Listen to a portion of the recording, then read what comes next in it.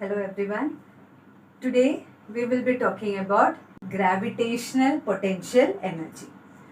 Okay, now potential energy is a known term to you. In your 9th standard, we had already derived the equation for potential energy. In 9th standard, we were talking about objects from the surface of the ground. Objects from the surface of the ground. For example, we had done this derivation. Let us consider an object of mass m. That object of mass m was raised to height h. Let us consider this as ground surface. Ground surface. An object of mass m, suppose this chalk, is raised to height h. So the displacement of this chalk is still here, and that height is, the displacement is h. The energy that will be stored at this position on the chalk is called as potential energy. Okay, you remember the definition. The energy possessed by a body due to its shape, position or configuration is called as potential energy. Energy possessed by a body due to its shape or position, another term also configuration, is called as potential energy. Now, when you are raising the position of an object, some energy will be stored in that object. That energy is called as potential energy. So here, how did we derive the equation for potential energy? We had derived it. Okay, just we will do a recap, quick recap. We all got energy. We know that energy is nothing but capacity to do work is called as energy, no? So work means, work depends upon the energy. So here work is of two types. One is potential energy and the other is kinetic energy. Kinetic energy, the energy possessed by a body which is in motion, is called as kinetic energy. Any moving object will possess kinetic energy.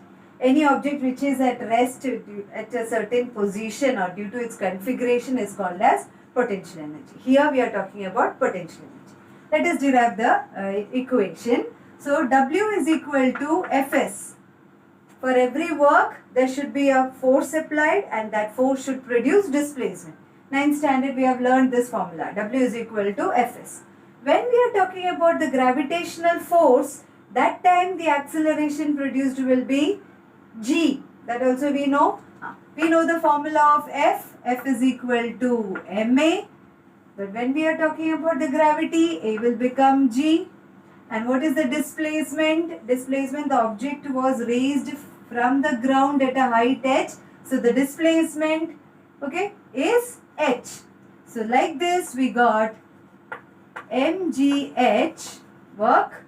This work was because of the potential energy stored. So potential energy equation we got mgh. Registered. Okay, this was how we got the equation for potential energy from the surface of the ground, from ground surface. Okay, I am specifying ground surface.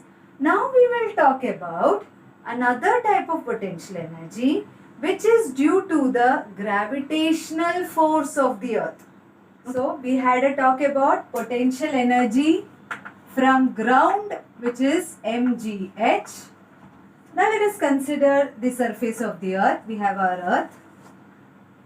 Now earth is exerting gravitational force and that gravitational force will have its effect at a certain area. Now suppose this is that boundary. Beyond this boundary, the gravitational force will not be experienced, which means I am introducing a new term, gravitational field. Very easy. The gravitational field will be till here. Beyond this, the gravitational force will not be effective. That place is called as infinity. At infinite distance from the surface of the earth, there will be no gravitational force of the earth exerted on any object. That distance is called as infinity. Okay? At infinity, there will be no gravitational force acting on any object. The place where, the boundary where the gravitational force is effective, this boundary I have marked, we call it as gravitational field. Gravitational field. Gravitational field. Okay? Remember. Now, I am talking about the gravitational potential energy. Suppose I am talking about surface of the earth. This was from the ground surface. Different terms. Now from the surface of the earth, if you talk about any object, we all only consider radius, because in our previous section we have learnt that for smaller height, that is 10 kilometer and all, it doesn't make much difference, no? You remember the table wherein we did values of g depending upon height? We saw that as height increases, the value of g decreases. Remember, for communication satellite, the value of g was 0 point. 0 point means negligible, no? At a height 35700 kilometer, you remember? There the value of g was 0. So as the height increases, the g is 0. So if you are talking about infinity, let us talk about infinity. In infinity, what will be the potential energy? At infinity, if you use the formula, any formula, if I am using this formula mgh, okay, the value of g at infinity, gravitational force will not be effective. If there is no gravitational force, will there be acceleration? Force is required for acceleration. There is no gravitational force, so there will be no gravity. So g will be 0 at infinity. So if I put here m into 0 into h, m into 0 will be 0 only. So at infinity the potential energy is 0. Understood till here? Okay. So we had a talk about ground surface. Then we had a talk about the potential energy at infinity. At infinity it is 0. Now if I talk about the space here in between where the gravitational field of the earth is felt, at this distance, what will be the potential energy? Okay. Now here in this gravitational field, infinity, the potential energy is 0, and we have learnt that as the height increases, the value of g decreases. Okay. As height increases, the value of g decreases, and it is found that in this gravitational field, the value of potential energy is minus gmm upon r. Sometimes we write it as, depending upon, for more higher heights, we write it as r plus h. Once again I say, at infinity potential energy is 0. So if I bring my coordinate system knowledge here, we have a number line, okay? Here we have 0. Onto the right side of the 0 we have positive numbers, whereas onto the left side we have negative numbers. Same way here we have 0. So to the left of that will be negative numbers. Okay? And one more clarification, one more way to make you understand. One is this technique of mine, that if you have 0 here, to the left we have negative number. That is the reason why I gave this minus sign. Another reason to explain, this is much more valid reason, when the height increases, the value of g decreases. And here it is 0, so obviously onto the either side, onto this side, the value will be decreasing. So less than 0 means what? It will be negative numbers. The value of g is decreasing, and the formula is mgh. If potential energy is 0 at infinity, then in this field it will be less than 0. So less than 0 means it will be negative. It will be negative. Understood why this minus sign came? Now this formula, for the time being, you have to by heart. It is same like we by hearted the centripetal force formula for deriving the inverse square law of gravitation.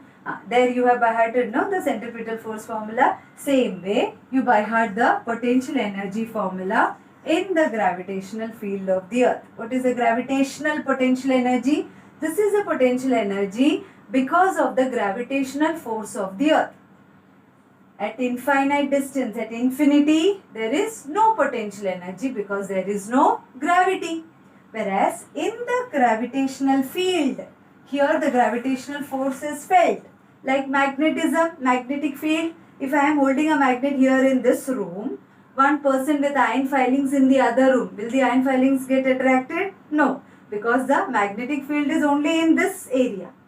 Understood about magnetic field? Same way, Earth is here, the gravitational field will be only in this area. This will be the boundary. Beyond that, there is no gravity. So beyond that, at infinite distance, where there is no gravity, potential energy is 0. Other than that, the potential energy is negative. Right?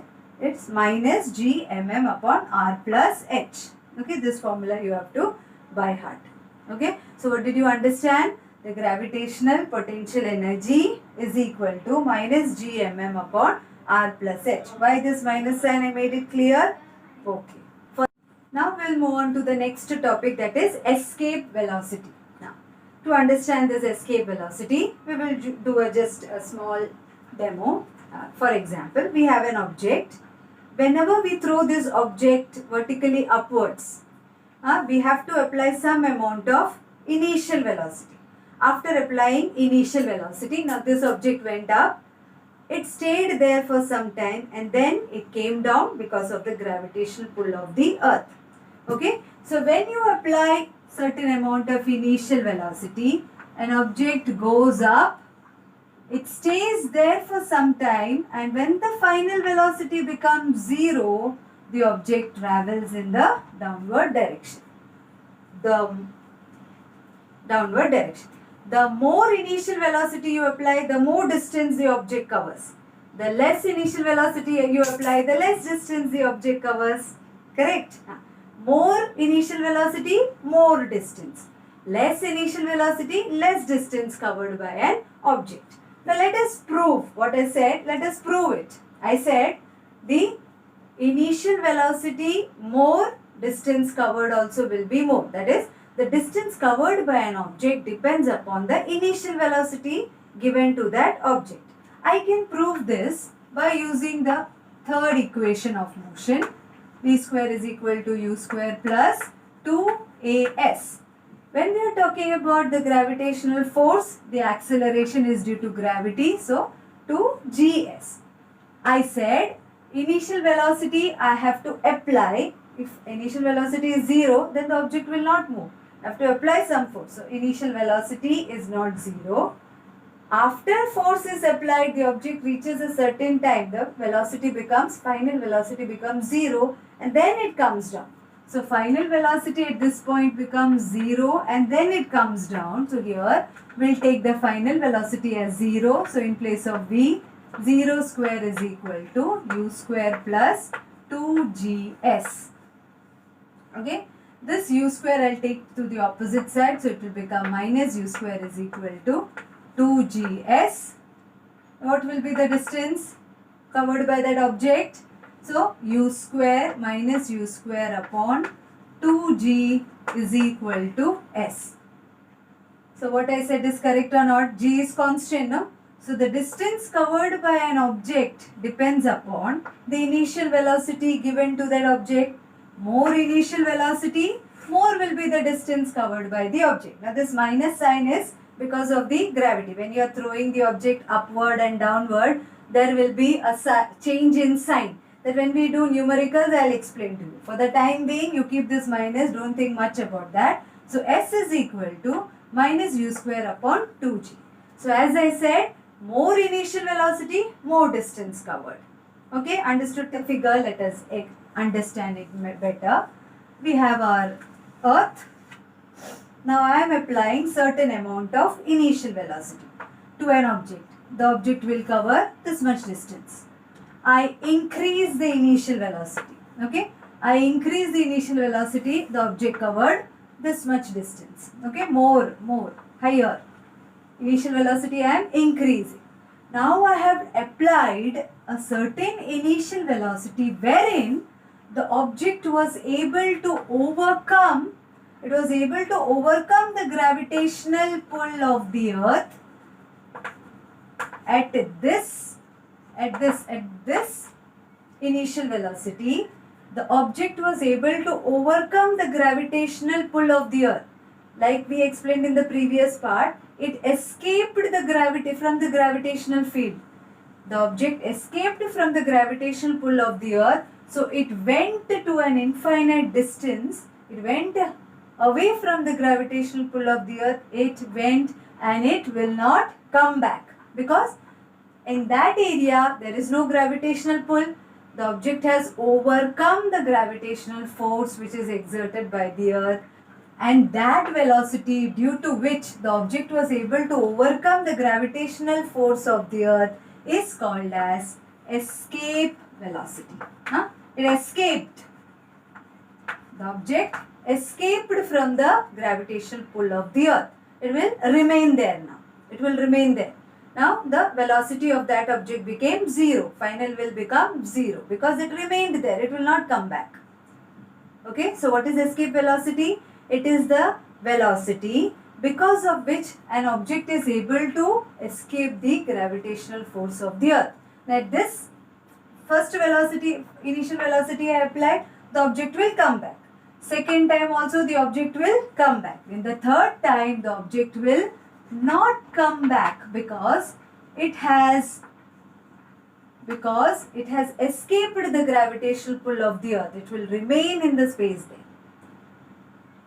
Okay, that velocity, that minimum velocity because of which an object is able to overcome the gravitational force of the earth is called escape velocity. What is it? The minimum velocity because of which the object is able to overcome the gravitational force of the earth is called escape velocity. Now let us find out what will be the escape velocity for earth. Find out the escape velocity. Write down the question. Derive the value of escape velocity. So how will we derive that? Let us consider an object of mass m. Okay. Again we will apply some amount of initial velocity, and because of that initial velocity the object is able to, we will apply some amount of initial velocity u. Because of this initial velocity the object is able to overcome the gravitational force of the earth, and it will not come back. It will remain there, and when it will remain there it is at rest. Okay, the object will be at rest there, will not come back. Understood? So some keywords I have written. Now how will we find out what is that value of escape velocity? For that let us start. I'll make two columns. Now we are talking about object on surface of earth. Okay, object on surface of earth, and then we will talk about object at infinity. Object at infinity. So like this two columns you have to make. When the object is on the surface of earth and here at infinity. Let us find out both the energy. For kinetic energy I have given some amount of initial velocity. So obviously the formula will be half mv square, and this velocity is the escape velocity. At what velocity the object was able to overcome the gravitational force. So ESC, escape velocity. Potential energy on the surface of the earth, just now we had discussed. For ground it is mgh. For earth I told you to remember this formula upon r. We are not talking about greater heights, just the surface of the earth. So I am not writing r plus h. Okay. So what will be the total energy now? Total energy is equal to kinetic energy plus potential energy. Okay. So this will be half m escape velocity square plus this is minus g m upon r. This is total energy for first case. Same way at infinite distance. At infinite distance what will be the kinetic energy?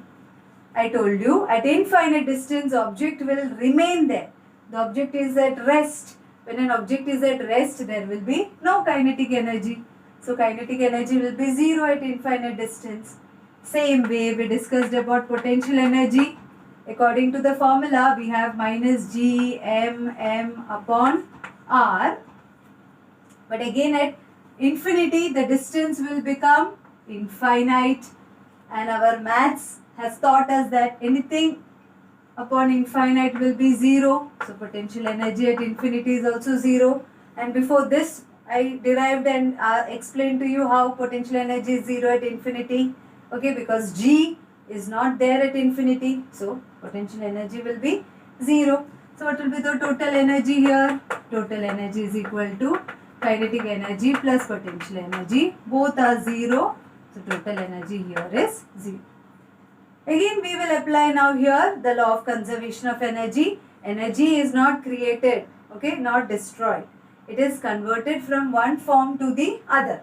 So, whatever total energy is present in this case, same energy is present in the other case. According to law of conservation of energy, total energy is conserved. So, let us equate now to the law of conservation of energy. So, you have to write by applying the law of conservation of energy, we get energy 1 in the first case E1 is equal to E2. What did we get in the first case? Potential energy was half mv escape velocity square minus plus into minus gmm upon r is equal to, in the second case the total energy was 0. Now I'll take this to the other side. Therefore, half mv square is equal to gmm upon r. Therefore, this small m and this small m again cancel. So, again we proved that escape velocity does not depend upon the mass of the object. So, therefore, what will be escape velocity? Escape velocity square is equal to, this 2 will go up, 2gm upon r. Again I wrote it, what we had got? Escape velocity square, v square is equal to 2gm upon r. Now, when you look at this, you remember the formula of small g. What was the formula? Gm upon r square. So, we want an r square here. So, we want 1 r. So, we will multiply and divide by r. R up, r down. So, we are getting, therefore, escape velocity square is equal to 2gm r upon r square. Now, we can substitute in place of gm upon r square small g. So, therefore, v escape velocity square is equal to 2g r. What is the escape velocity now? Taking square root. Therefore, escape velocity is equal to square root of 2gr. 2 small g. For earth, it is 9.8. Radius of the earth, you know, 6.4 into 10 raised to 6. When you substitute these values, when you solve this, you will get the final answer as 11.2 kilometer per second. Okay. So, right. Which means that for an object to overcome the gravitational pull of the earth, the initial velocity that you gave should be more than 11.2 kilometer per second.